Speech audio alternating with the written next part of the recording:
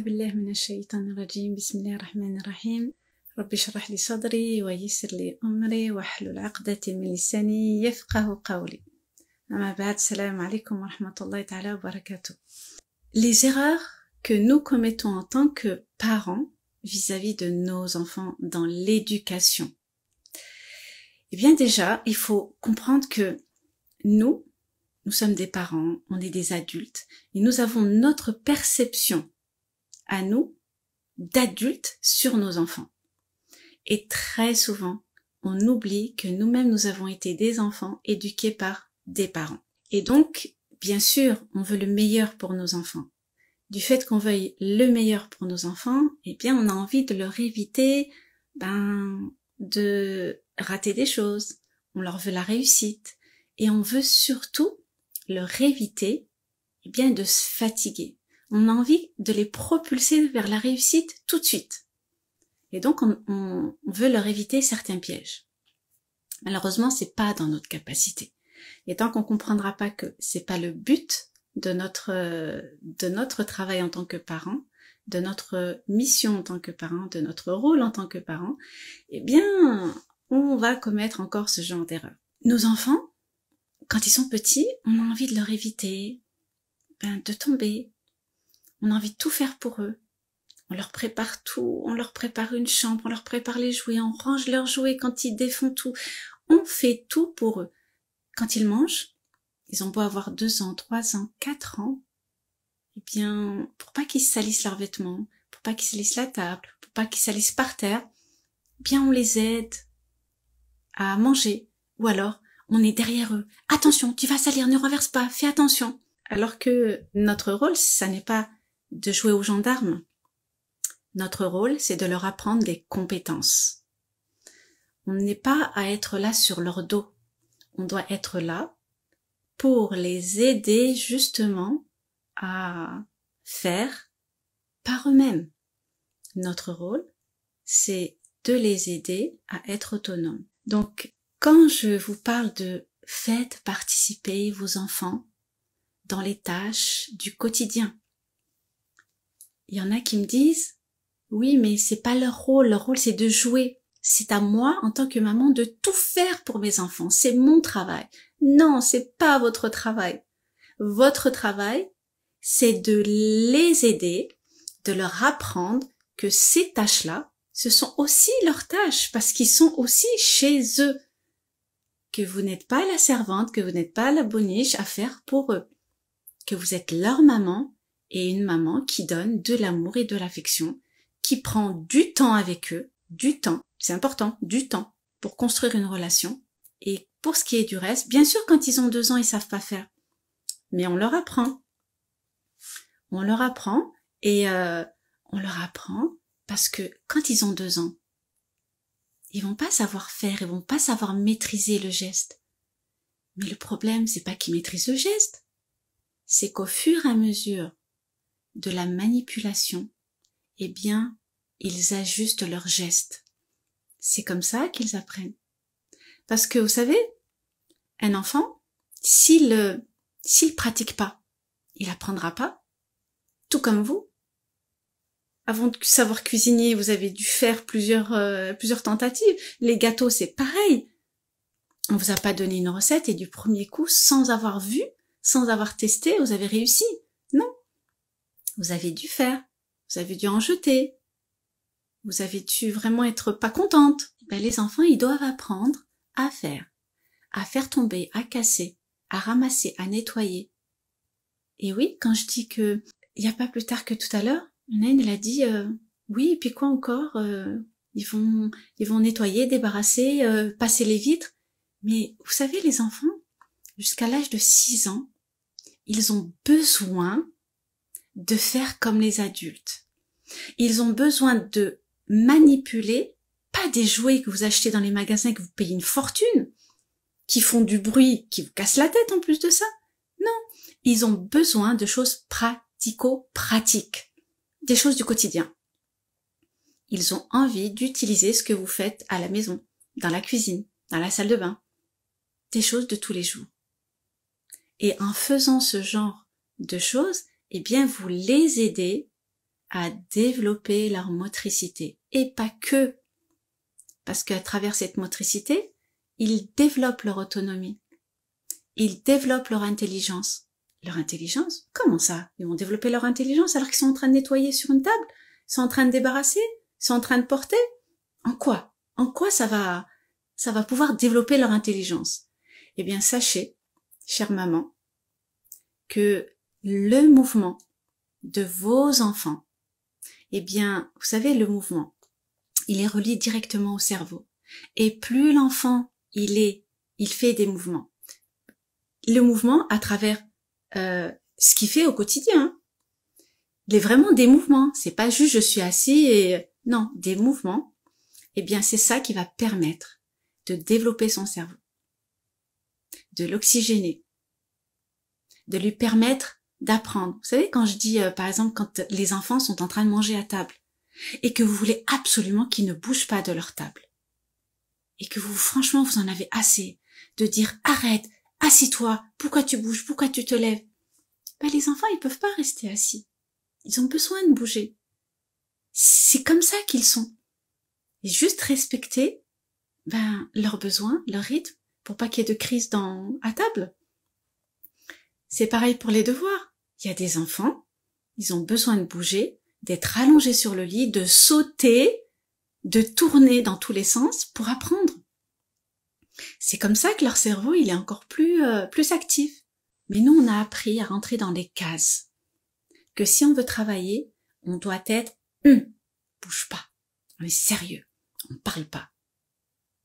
Le problème, c'est qu'on répond pas aux besoins des enfants et on leur fait plus de tort que de bien, malheureusement. Après, il y a des manières, il y a un cadre à poser. Moi, ce que je dis, voilà, je vous dis en général, et ensuite, il y a des manières de faire, de mettre un cadre pour que tout se passe bien. Parce qu'il faut pas non plus que vous soyez mal dans votre peau à voir des choses que vous n'avez pas envie de voir, que ça vous mette vraiment mal à l'aise. Non, il faut que ça soit dans les deux sens. Une erreur aussi que font beaucoup de parents, c'est qu'ils veulent voir les résultats tout de suite. S'ils mettent en place un nouveau comportement, ils veulent absolument voir le résultat tout de suite. S'ils ne voient pas le résultat tout de suite, alors pour eux, ça ne marche pas. On jette à la poubelle.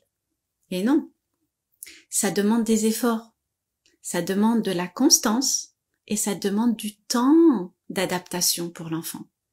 Parce que quand vous essayez un nouveau comportement et qu'au bout d'une semaine, vous lâchez, parce que vous êtes débordé, vous êtes fatigué, que vous voyez qu'il n'y a pas de résultat, que vous avez l'impression que c'est pire encore.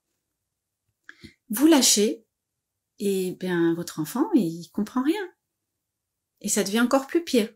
Vous essayez encore une fois un autre moyen, un autre outil, ça ne fonctionne pas aussi. Parce que pas rester constant dans l'application de ce nouveau comportement. Et donc, votre enfant va rien comprendre. Il va plus vous faire confiance. Parce qu'à chaque fois que vous changez de comportement, il voit que ça ne fonctionne pas et que vous revenez dans vos habitudes.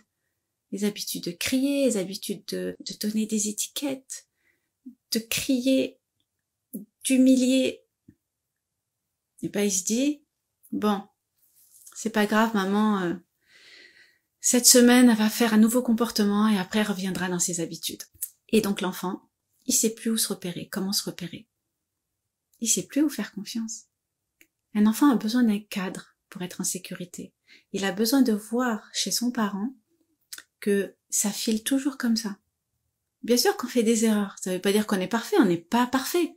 On fait des erreurs, mais ces erreurs-là, ce sont des erreurs qui vont nous permettre de nous ajuster et surtout qui vont faire comprendre à l'enfant que on est des humains et qu'on fait des erreurs.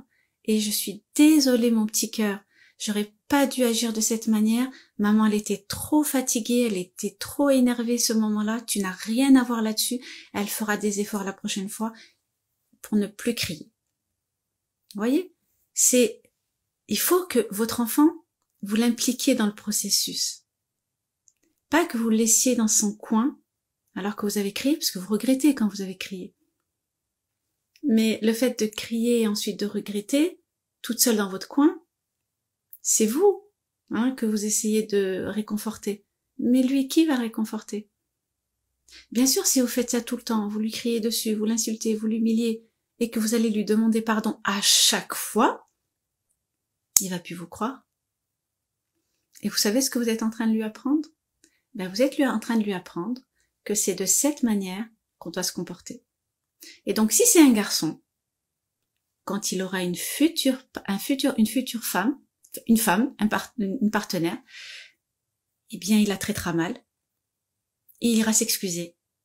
Il la traitera encore mal, et il ira s'excuser. Et il la traitera encore mal, et il ira s'excuser. Et ce sera toujours pareil. Il reproduira le même comportement qu'il a eu de votre part. Vous avez une très lourde responsabilité, vous pouvez pas vous imaginer. Donc, quand on en prend conscience, on peut réparer.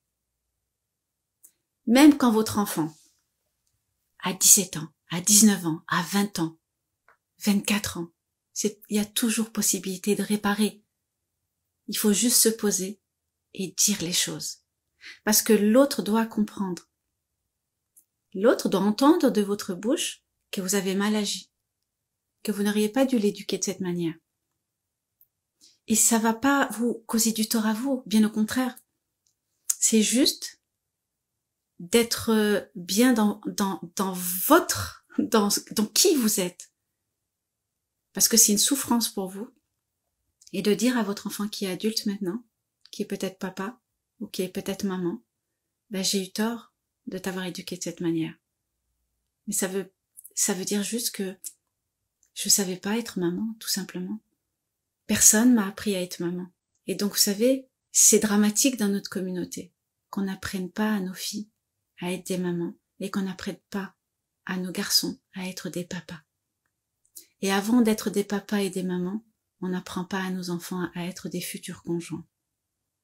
Et c'est ça le malheur de notre communauté. Oui, en revenant sur les résultats tout de suite. Vous savez, l'école est un système qui veut produire du résultat. Si on n'a pas de bonnes notes, si on n'a pas le comportement qui correspond à leur demande, alors on est mis de côté. On est un mauvais élève, on est un mauvais élément qui ratera sa vie, qui ne réussira pas. Ça, on nous l'a inculqué quand on était jeune, on a grandi avec. Et bien sûr, on le reproduit sur nos enfants. On leur dit, si tu as pas de bonnes notes, tu ne réussiras pas dans ta vie, tu n'auras pas de bon métier, tu pourras pas faire des études, tu vas rater ta vie, tu ne pourras pas trouver de travail. Et comment tu vas faire? Eh bien, vous êtes en train de conforter votre enfant à dire, ben, voilà, tu vas devoir entrer dans un système, et si jamais t'as des mauvaises notes, eh ben, tu réussiras pas dans ta vie. Alors que c'est pas les notes qui définissent votre enfant. Et c'est pas l'école qui va définir la réussite de votre enfant, parce que le système scolaire, il est pas fait pour produire des personnes intelligentes. Bien au contraire. Il est fait pour produire, comme ça vous le savez, pour produire des personnes qui vont être au service des autres. Et donc vous allez passer votre temps, vos enfants vont passer leur temps à cravacher toute leur vie pour essayer de subvenir à leurs propres besoins, sans avoir la possibilité de pouvoir faire un extra. L'extra, s'ils doivent le faire, et donc ça va empiéter sur votre vie personnelle, sur le temps que vous devez passer avec vos enfants. Et donc bien sûr, charge mentale, vous êtes tellement préoccupé que vous n'arrivez pas à être disponible pour votre enfant. Vous n'arrivez pas à donner du temps de qualité à votre enfant, tout simplement. Parce que les mamans, elles aiment bien prendre tout à bras le corps, hein, tout. Tous les rôles, elle a envie de les prendre. Et donc, malheureusement, à un moment donné, voilà. Et qui c'est qui va ramasser maman? Personne.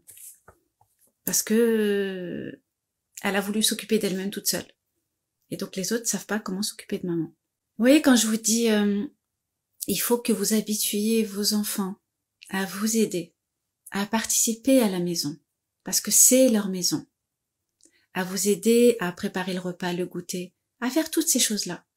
Parce que déjà, ça les aide dans leur développement, ça les aide à apprendre des compétences supplémentaires, ça les aide à être autonomes, et plus tard dans leur vie d'adulte, dans leur vie avec leur époux et leur épouse.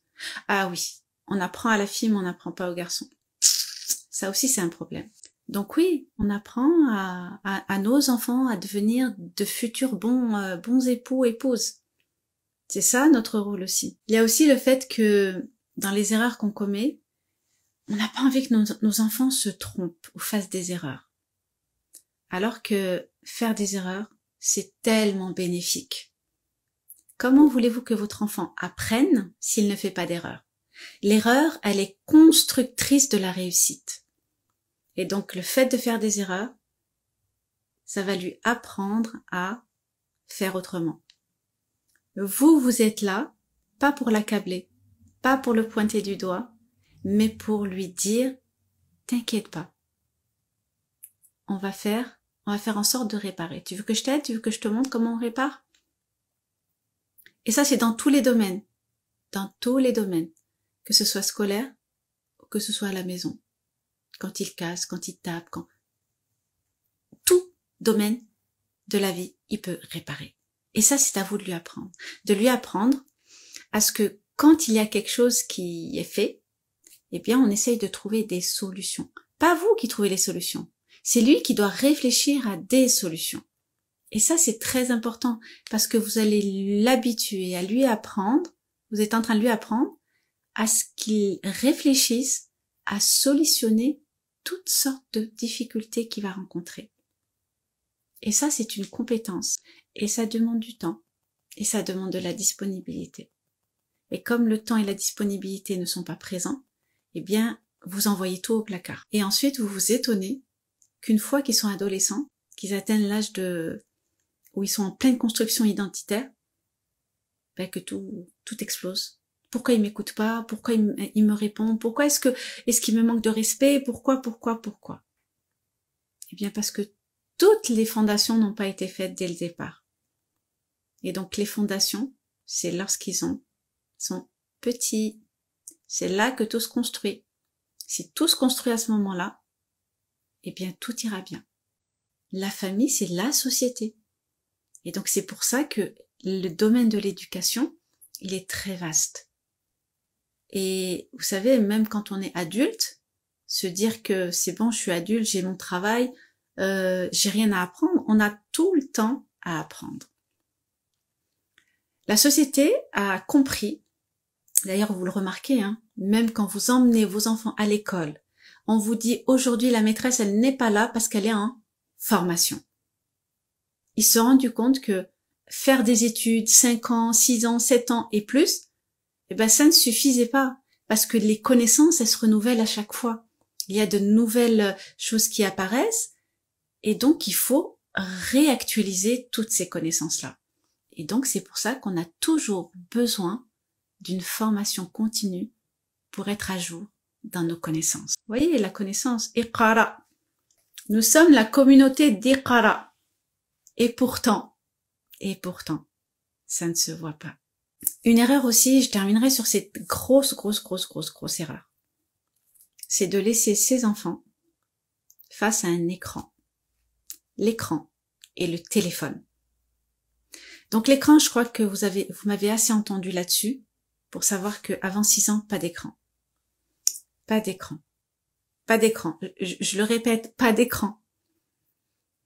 Et le téléphone, c'est un fléau, un nouveau fléau, une nouvelle catastrophe qui rentre dans les foyers, mais vous pouvez pas vous imaginer.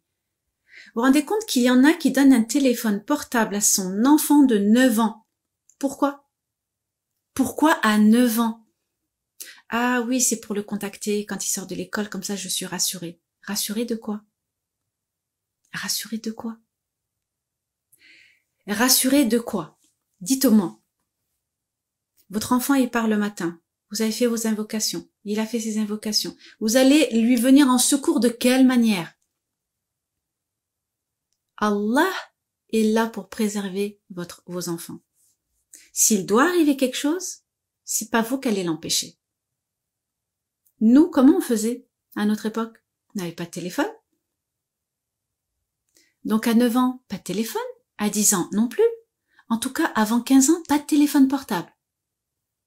Parce que vous ne pouvez, et Ne me dites pas, oui, mais il y a le contrôle parental, il peut pas aller sur telle application. Les enfants sont beaucoup plus malins que vous, comme vous l'avez été vous avec vos parents. Donc, vous savez, les traficotages des jeunes, je l'ai vu en long, en large et en travers. Et vous pouvez pas vous imaginer les ressources qu'ils déploient pour vous détourner de ce que vous pouvez voir. Donc, pas de téléphone avant 15 ans. Ça ne sert à rien. Oui, mais c'est comme tous les autres. Je suis pas comme tous les autres. C'est pas parce que la majorité utilise quelque chose que je vais forcément l'utiliser. Alors, si on part de cette logique, oui, mais tout le monde a un copain. Pourquoi moi j'ai pas de copain? Vous vous rendez compte? C'est exactement pareil. Je ne dissocie pas les deux. Le téléphone, c'est pire qu'avoir un copain ou une copine. Parce que le téléphone, il va emmener votre enfant dans les méandres et le faire descendre dans les ténèbres où il ne pourra pas remonter. Et quand je dis ça, je pèse mes mots. Parce que si vous saviez les dégâts que ça occasionne, et peut-être que vous êtes en train de vivre ça alors que vous ne le savez même pas. Vous pensez que votre enfant, il est dans sa chambre en sécurité? Mais vous avez fait rentrer Shaitan chez vous. Et vous ne vous en rendez même pas compte. Le téléphone, c'est pratique. La console, c'est pratique. Ce sont les babysitters de nos enfants. La télé, idem. C'est de nous qu'ont besoin nos enfants. Si on ne leur donne pas de notre présence, de la qualité de notre attachement, alors ils iront le chercher différemment. Subhana rabbika rabbil izzati amma yasifun wa salam ala al mursalin walhamdulillahi rabbil alamin.